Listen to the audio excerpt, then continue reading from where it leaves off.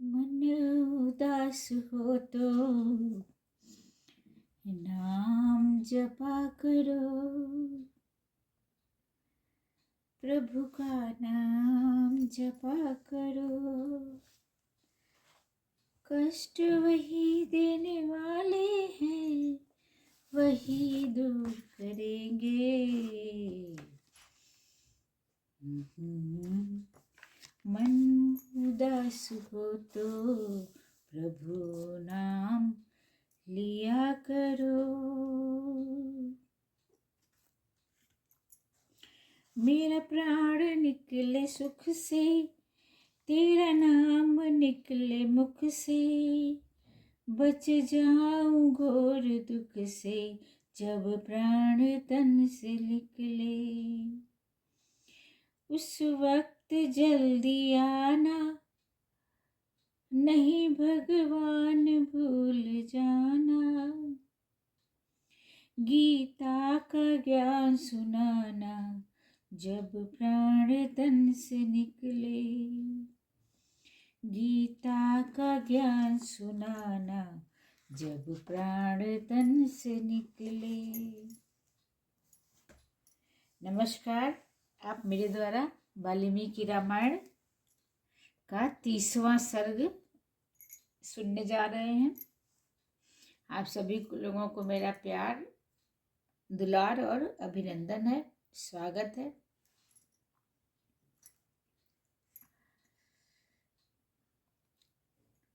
तीसवें सर्ग में,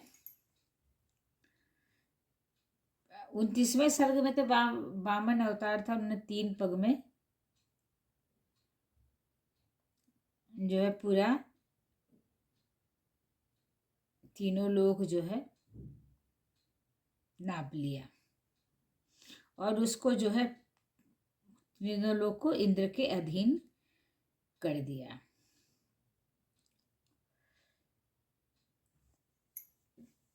अब फिर जो है दुराचारियों का विनाश करने के लिए पुरुषों में सिंह विश्वामित्र के द्वारा बुलाए गए पुरुषों में सिंह श्री रामचंद्र जी को उन्होंने उनके पिता से मांगा कि मेरे यज्ञ की पूर्ति करवा दीजिए। अब 30वें सर्ग में आप सुने। देश काल को जानने वाले, शत्रुओं को दमन करने वाले राजकुमार श्री राम और लक्ष्मण, जो देश और काल के अनुसार बोलने योग्य वचन के मर्मज्ञ थे, कौशिक मुनि से इस प्रकार बोले। भगवान, अब हम दोनों यह सुनना चाहते हैं कि किस समय उन दोनों निशाचरों का आक्रमण होता है, जबकि हमें उन दोनों को यज्ञ भूमि में आने से रोकना है। कहीं ऐसा न हो असावधानी में ही वह समय हाथ से निकल जाए, अतः उसे बता दीजिए।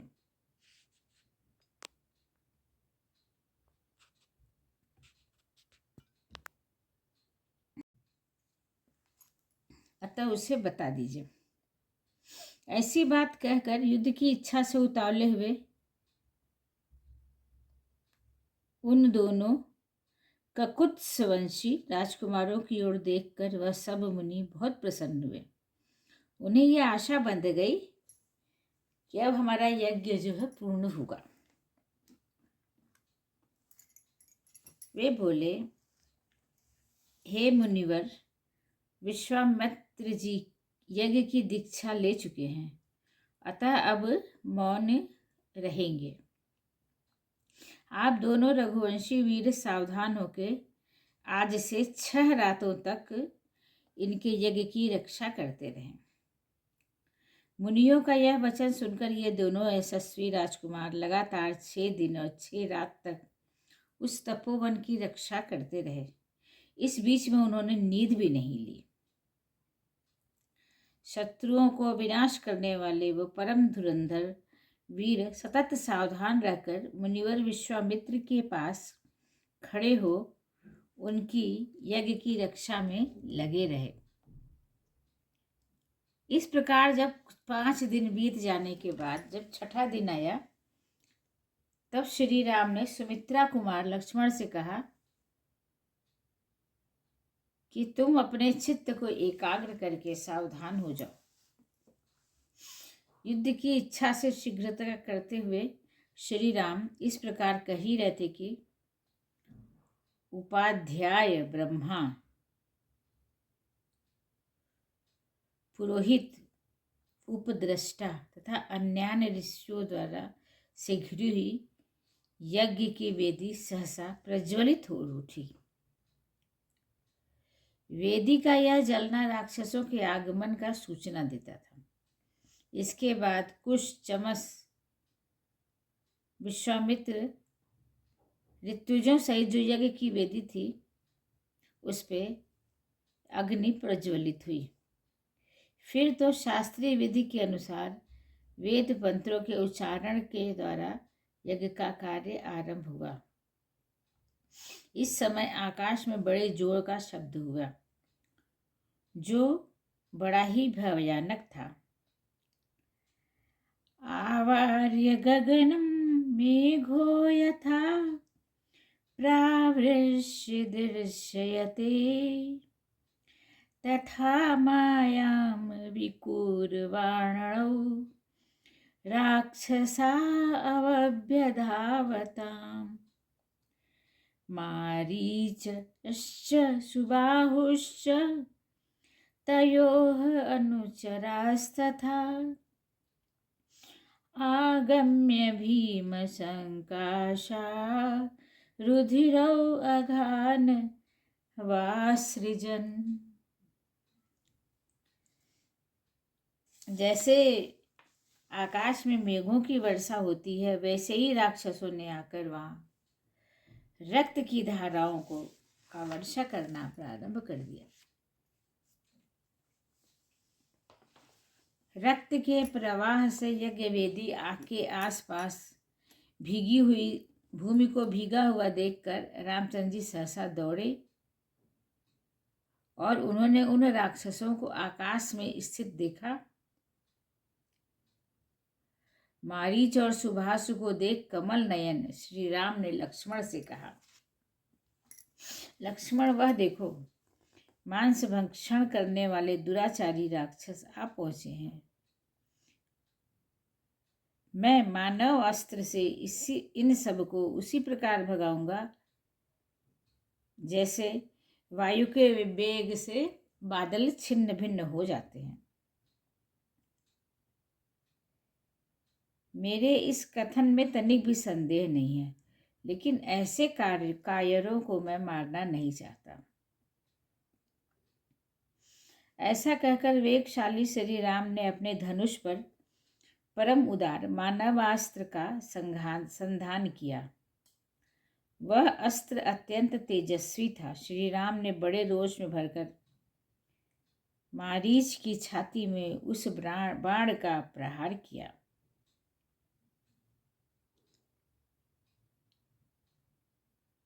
उस उत्तम मानवास्त्र का गहरा आघात लगने से मारीच पूरे 100 योजन की दूरी पर समुद्र के जल में जा गिरा।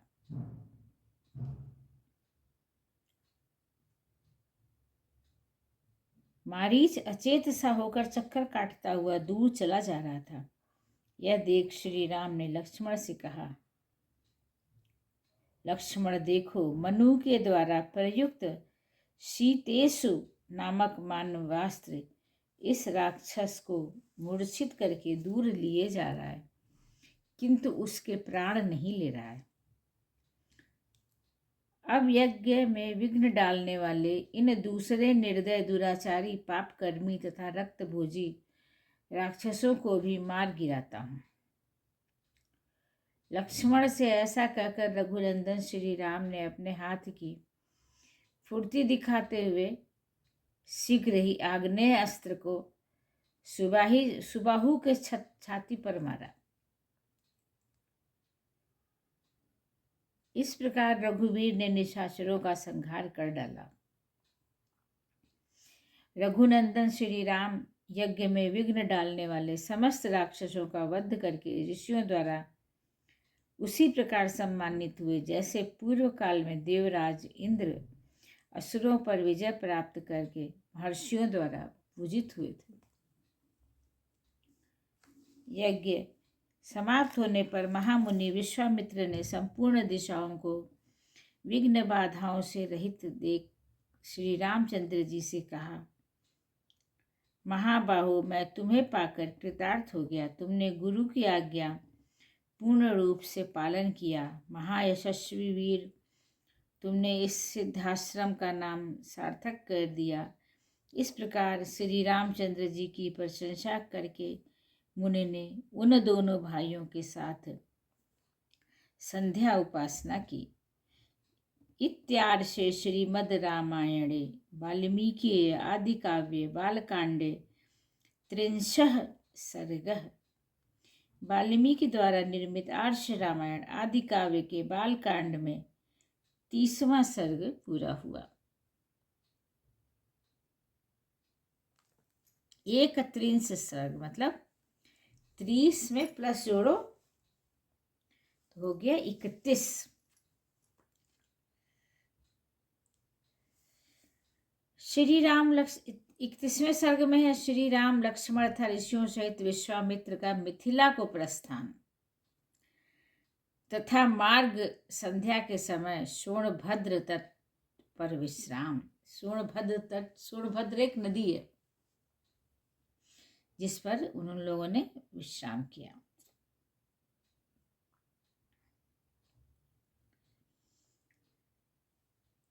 जब यज्ञ समाप्त हो गया तो लोग आगे बढ़े और नरश्रेष्ठ मिथिला राजा जनक के परम धर्ममय यज्ञ प्रारंभ होने वाला है, उसमें हम सब लोग जाएंगे। और हे पुरुषों में सिंह के समान श्री राम और लक्ष्मण, तुमको हमारे साथ वहाँ चलना है। वहाँ एक बहुत बड़ा ही अद्भुत धनुष रत्न है, तुम्हें उसे देखना चाहिए। पुरुष प्रवर पहले कभी यज्ञ में पधारे हुए देवताओं ने जनक के किसी पूर्व पुरुष को वह धनुष दिया था। वह कितना प्रबल और भारी है इसका कोई माप तोल नहीं है। वह बहुत ही प्रकाशमान एवं भयंकर है। मनुष्यों की तो बात ही क्या, देवता गंधर्व असुर राक्षस भी इस किसी तरह उसकी प्रत्यंचा नहीं चढ़ा पाते। उस धनुष की बात ही क्या है, देवता गंधर्व असुर राक्षस भी किसी तरह उसकी प्रत्यंचा नहीं चढ़ा पाते। उस धनुष की शक्ति का पता लगाने के लिए कितने ही महाबली राजा और राजकुमार आए, किंतु कोई भी उसे चढ़ा न सके। हे नरश्रेष्ठ, मिथिला नरेश ने अपने यज्ञ के फलरूप उस उत्तम धनुष को मांगा था, अतः संपूर्ण देवताओं तथा भगवान शंकर ने उन्हें वह धनुष प्रदान किया था। उस धनुष का मध्य भाग जिसे मुट्ठी में पकड़ा जाता है वह बहुत सुंदर है। राजा जनक के महल में वह धनुष पूजनीय देवताओं की भांति प्रतिष्ठित है और नाना प्रकार के गंध धूप अगर आदि सुगंधित पदार्थों से उसकी पूजा होती है। ऐसा कहकर विश्वामित्र ने वन देवताओं से आज्ञा ली और ऋषि मंडली तथा राम लक्ष्मण के साथ वहां से प्रस्थान किया। विश्वामित्र ने वन देवताओं से कहा कि मैं यज्ञ कार्य सिद्ध करके अब सिद्धाश्रम से जा रहा हूँ। गंगा के उत्तर तट होता हुआ हिमालय पर्वत की उपत्यका में जाऊंगा। आप लोगों का कल्याण हो। उसी समय प्रस्थान करते हुए मुनिवर विश्वामित्र के पीछे उनके साथ जाने वाले ब्रह्मवादी महर्षियों की 100 गाड़ियां चली। सिद्धाश्रम में निवास करने वाले मृग पक्षी भी तपोधन विश्वामित्र के पीछे आने लगे। जब संध्या हो गई, सूर्य अस्ताचल को जाने लगे, तब ऋषियों ने पूर्ण सावधान होकर सोनभद्र के तट पर पड़ाव डाला। जब सूर्यदेव अस्त हो गए, तब स्नान करके उन सब ने अग्निहोत्र का कार्य पूर्ण किया। इसके बाद वे सभी अमित तेजस्वी ऋषि मुनिवर विश्वामित्र को आगे करके बैठे। फिर लक्ष्मण सहित श्री राम भी उन ऋषियों का आदर करते हुए बुद्धिमान विश्वामित्र के सामने बैठ गए।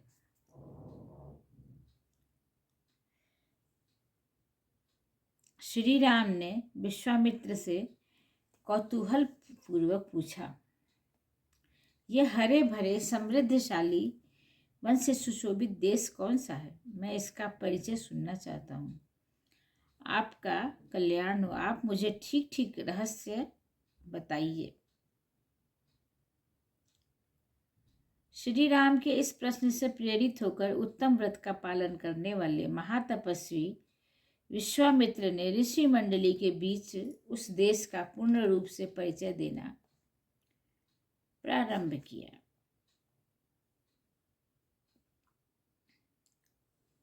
इत्यार्षे मद रामायणे वाल्मीकि आदि काव्य बालकांड 31 सर्ग। इस प्रकार वाल्मीकि निर्मित आर्ष रामायण आदि काव्य के बालकांड में 31वां सर्ग पूरा हुआ। अब 32वें सर्ग द्वात्रिंश, त्रिंश प्लस द्वा,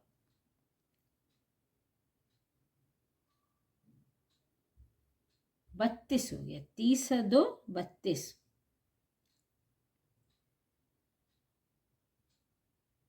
ब्रह्म पुत्र कुश के 4 पुत्रों का वर्णन। सोनभद्र के तटवर्ती प्रदेश को वसु की भूमि बताना। कुशनाभ की 100 कन्याओं का वायु की कोप से कुब्जा हो जाना।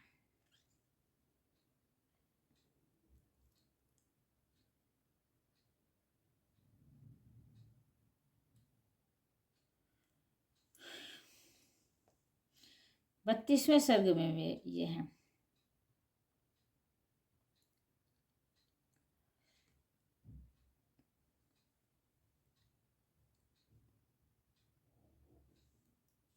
जो इनकी 100 कन्याएं थीं सब कुब्जा हो गईं।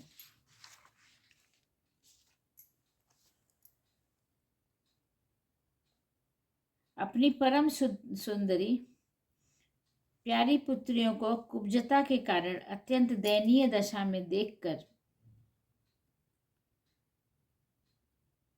राजा कुशनाभ घबरा गए और इस प्रकार बोले, किम इदं कथ्यतां पुत्रय को धर्मम अवमन्यते कुब्जा केन कृता सर्वाश्चेष्टत्योदाभिभाषतः एव राजा विनिश्वस्य समाधि संदधे ततः।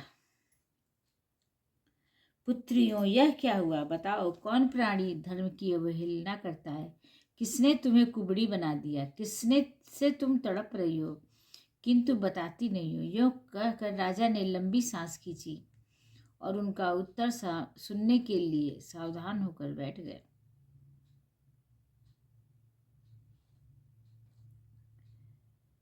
राजा कुशनाभ के द्वारा कन्याओं के धैर्य और क्षमाशीलता की प्रशंसा, ब्रह्मदत्त की उत्पत्ति तथा उनके साथ कुशनाभ की कन्याओं का विवाह।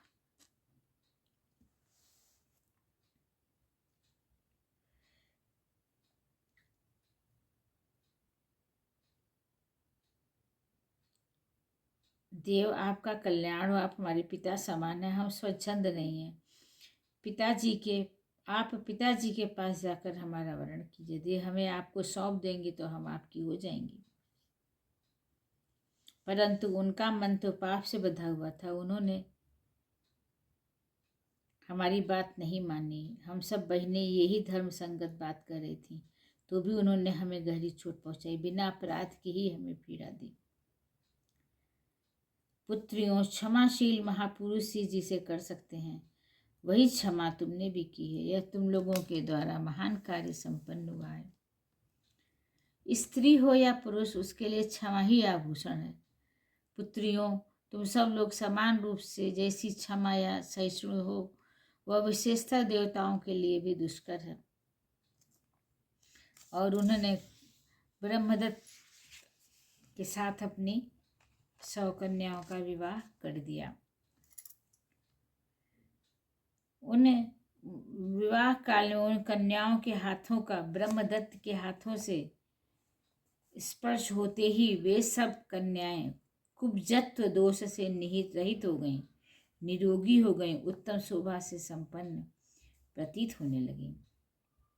वात रोग के रूप में आए हुए वायुदेव ने उन कन्याओं को छोड़ दिया। यह देख पृथ्वीपति राजा कुशनाभ बड़े प्रसन्न हुए और बारंबार हर्ष का अनुभव करने लगे। भूपाल राजा ब्रह्मदत्त का विवाह कार्य संपन्न हो जाने पर महाराज कुशनाभ ने उन्हें पत्नियों तथा पुरोहित सहित आदरपूर्वक विदा किया। गंधर्वी सोमदा ने अपने पुत्र तथा उसके योग्य विवाह संबंध को देखकर अपनी उन पुत्र वधुओं को यथोचित रूप से अभिनंदन किया और उसने एक एक करके उन सभी राजकन्याओं का हृदय से स्वागत किया, हृदय लगाया और महाराज कुशनाभ की सराहना करके वहां से प्रस्थान किया। इस प्रकार वाल्मीकि रामायण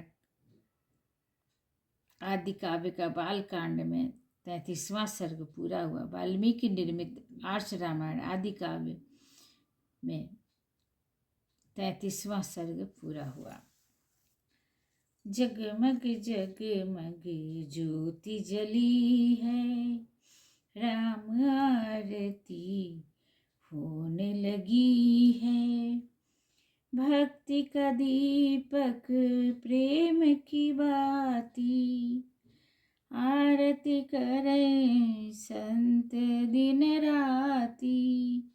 आनंद की सरिता उभरी है, जगमग जगमग ज्योति जली है।